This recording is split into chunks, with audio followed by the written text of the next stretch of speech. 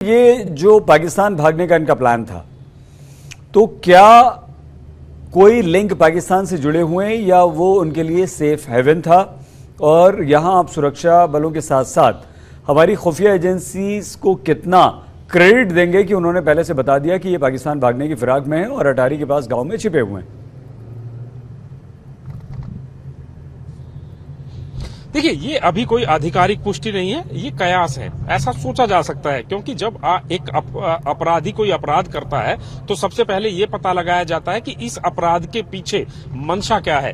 तो उसी तरीके से ये जो गैंगस्टर्स थे, जिस जगह पर ये जाकर छुपे हैं, तो उसका मकसद सिर्फ ये नहीं है कि इनको छिपने के लिए जगह चाहिए थी। इसका मकसद ये भी हो सकता है कि ये एक ऐसा मौका, एक ऐसा मौसम और एक ऐसा समय की तलाश कर रहे थे कि जब इनको मौका मिले ये पाकिस्तान की तरफ भाग जाएं। क्योंकि देखिए, इसमें किसी तरह का कोई संदेह नहीं है, क्योंकि जो अब पंजाब के जो गैंगस्टर्स हैं, इनको कहीं ना कहीं आईएसआई या फिर पाकिस्तानी जो एजेंसियां हैं या फिर पाकिस्तानी जो संगठन है, वो कहीं ना कहीं इनको हथियार पहुंचा रहे हैं, पैसा पहुंचा रहे हैं और जो है ड्रग्स पहुंचा रहे हैं। और ये काम आज से कुछ साल पहले जम्मू कश्मीर में होता था, लेकिन जम्मू कश्मीर में जब से पैरामिलिट्री फोर्सेज और फोर्सेज ने पूरे जम्मू कश्मीर में नाकेबंदी की है, उसके बाद से इन्होंने नया रूट पंजाब की तरफ से तैयार किया है। और इस रूट के माध्यम से, चूंकि वहां पर पहाड़ी एरिया है और यहाँ पर समतल एरिया है,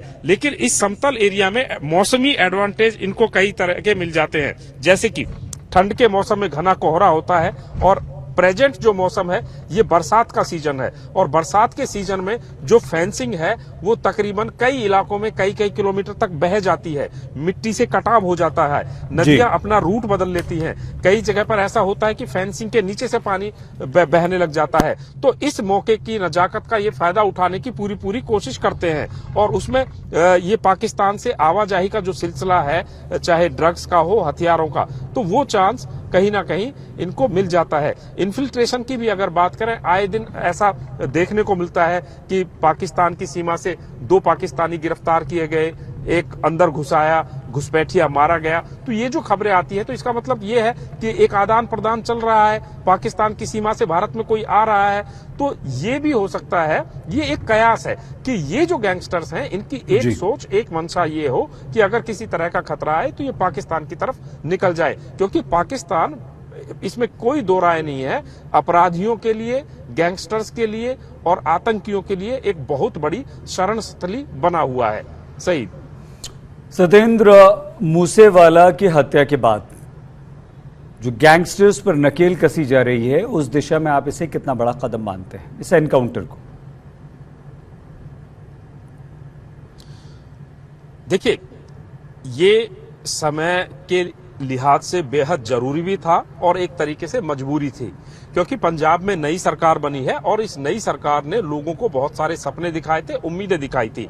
और सबसे अहम बात यह था कि 3 महीने बीतने के बाद पंजाब में जिस तरीके से लगातार गैंगवार हो रही थी, जिस तरीके से अपराध बढ़ रहे थे, सरकार की प्रतिष्ठा पर सवालिया निशान लग रहे थे। तो सरकार को भी एक जवाब देना था। और ये नहीं है, ये इकलौता मामला नहीं है। इससे पहले अभी कल परसों पंचकुला के बल्टाना में एक एनकाउंटर हुआ।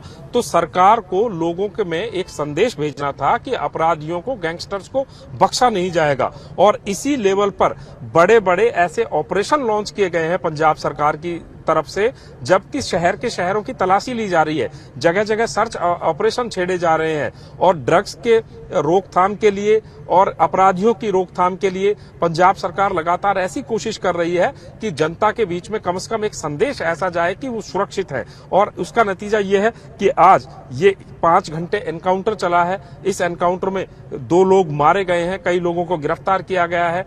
भूपी राणा गैंग का जो कल परसों एनकाउंटर हुआ था, उसमें भी कई लोगों को गिरफ्तार किया गया। तो ये जो एनकाउंटर हैं, इन गैंगस्टर्स का हौसला और इनकी चैन तोड़ने के लिए बेहद जरूरी है और सरकार के लिए ये मजबूरी भी है। अगर सरकार ये गैंगस्टर्स पर नकेल नहीं लगाएगी तो सरकार के नाम की भी थू थू होगी।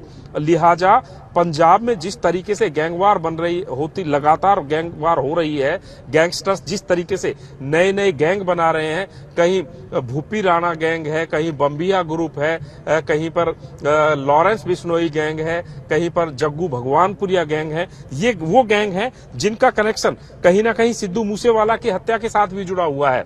और ये गैंगवार विक्की मिड्डू खेड़ा की हत्या की गई। विक्की मिड्डू खेड़ा का बदला लेने के लिए सिद्धू मूसेवाला की हत्या की गई।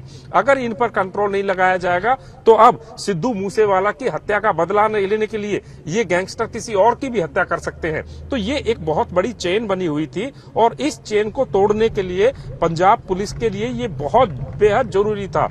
और इसके साथ साथ पंजाब सरकार की साख भी दांव पर लगी हुई थी। तो फिलहाल आज जो एनकाउंटर हुआ है 5 घंटे टेररिस्ट एनकाउंटर तो हमने चलते हुए देखे हैं, लेकिन गैंगस्टर्स के साथ मेरे ख्याल से ये मेरा जो जानकारी है उसके मुताबिक गैंगस्टर्स के साथ इतना लंबा कोई एनकाउंटर नहीं चला होगा पंजाब में।